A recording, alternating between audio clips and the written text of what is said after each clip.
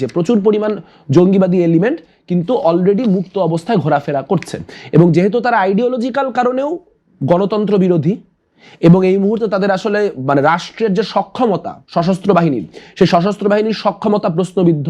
যদি জিজ্ঞেস করেন যে ভোটের ক্ষেত্রে আসলে বর্তমানে কি কি ক্রাইসিস আমরা দেখতে পাচ্ছি বা কিভাবে দেখতে পাচ্ছি, আমি আস্তে আস্তে শুনছিলাম যে আপনার যারা গেস্ট তারা বলছিলেন যে এখানে আসলে কিভাবে করে আসলে এখানে একটা নির্বাচনের কে কেন্দ্র করে এক ধরনের একটা জলঘোলা করার চেষ্টা করা হচ্ছে, যে যতক্ষণ পর্যন্ত না অবৈধ অস্ত্র উদ্ধার করা যাবে ততক্ষণ পর্যন্ত নির্বাচন করা যাবে না, এরকম একটি রিট হয়েছে এই মর্মে।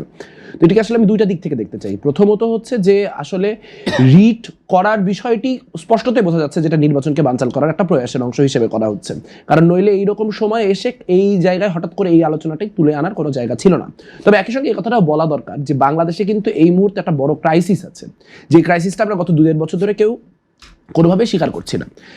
অভ্যুত্থানের সময় অভ্যুত্থানের প্রয়োজনে নানান রকম সশস্ত্র কার্যক্রম বা প্রতিরোধমূলক আপনার সশস্ত্রতা ছাত্রদের পক্ষ থেকে, জনগণের পক্ষ থেকে হয়েছে, কিন্তু এর বাইরেও আমরা দেখতে পেয়েছি একটা সংগঠিত গোষ্ঠী নানান ফরম্যাটে, ধরেন 5 তারিখে যেই থানাগুলি লুট হয়েছে, 5 তারিখে রাত্রে যারা থানা লুট করেছে, অস্ত্র লুট করেছে, তারা কোন অভ্যুত্থানের জন্য থানা লুট করেছে? 5 তারিখ বিকালবেলা তো শেখ হাসিনা চলে গিয়েছে। তাহলে আমরা দেখতে পাচ্ছি, এবং বৈষম্যহীন কারামুক্তি আন্দোলনের নামে বাংলাদেশে প্রচুর পরিমাণ জঙ্গি, আন্ডারগ্রাউন্ডের বিভিন্ন রকম র্যাডিক্যাল এলিমেন্ট, তাদেরকে কারামুক্ত করা হয়েছে 5ই আগস্টের পরে।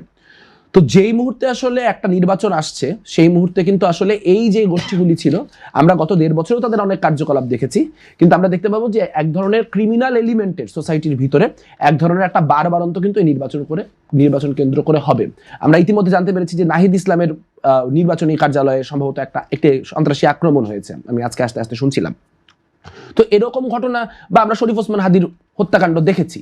এখন সেটির পলিটিক্যাল ইন্টেন্ট নিয়ে অনেক কথা হবে, যে কে করালো, কি উদ্দেশ্যে করালো, কিন্তু এগুলি কি এক্সিকিউট করার জন্য যে ক্রিমিনাল এলিমেন্টগুলিকে লাগে, সেই ক্রিমিনাল এলিমেন্টগুলি যে এখন বাইরে ছাড়া পড়ে আছে, এটি কিন্তু একটা বড় ক্রাইসিস। এবং সামনের দিনে এই ক্রিমিনাল এলিমেন্টগুলি নানান ফর্মে, নানান রকম স্যাবোটাজমূলক, নানান সন্ত্রাসী কার্যকলাপ করে রাজনীতিতে একটা অস্থিরতা এবং নির্বাচনকে কেন্দ্র করে এক ধরনের একটা অস্থিরতা সৃষ্টি করতে পারে। পদ্মা সেতু, মেট্রো রেল এবং এলিভেটেড এক্সপ্রেসওয়ে নির্মাণের গর্বিত অংশীদার বসুন্ধরা সিমেন্ট।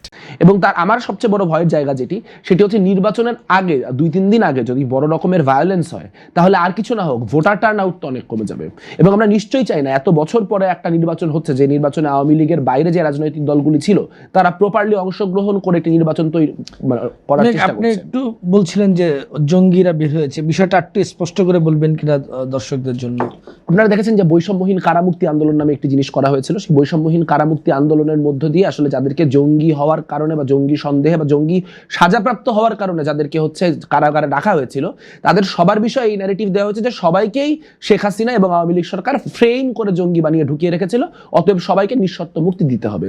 এবং সেখান থেকে যারা মুক্তি পেয়েছিল তাদের অনেককে আমরা দেখেছি যে এখন সরকার বাধ্য হচ্ছে তাদের গ্রেফতার করতে। এনায়েতপুরি হচ্ছে সব থেকে ভালো উদাহরণের।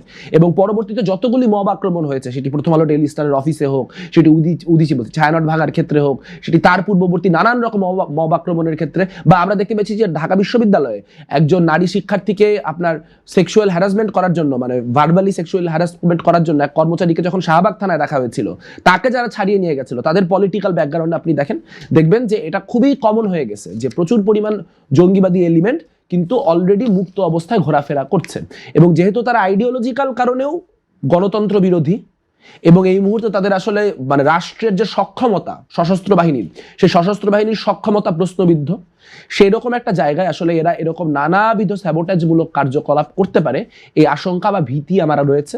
এবং সেটি যদি হয়, কোনোভাবে যদি নির্বাচনের ভোটার টার্ন আউটটা লো হয়, সেটা আমাদের জন্য নিঃসন্দেহে খুব একটা দুর্ভাগ্যজনক জিনিস।